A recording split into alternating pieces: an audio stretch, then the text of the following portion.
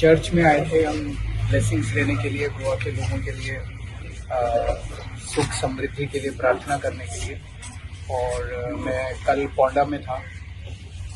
पोंडा में कई लोगों से बात हुई और हेल्थ फैसिलिटीज़ को लेके बहुत ज़्यादा परेशान है लोग। जैसे पोंडा में एक सब डिविजनल आईडी हॉस्पिटल है और वहाँ पे कोई फैसिलिटीज़ नहीं है, डॉक्टर्स की कमी है, मशीनें काम नहीं करती हैं, दवाइयाँ बनती नहीं हैं, लोगों का इलाज होता नहीं है, लोग बहुत ज़्यादा परेशान हैं। यही हालत पूरे गोवा के अंदर है। अगर कोई भी बीमार हो जाए तो जीएमसी जाना पड़ता है और जीएमसी में बिना सिफारिश के ना इलाज होता है, स्ट्रेचर नहीं मिलता है, बेड नहीं मिलता है। तो पूरे गोवा के अंदर मेडिकल फैसिलिटीज़ का बहुत बुरा हाल है।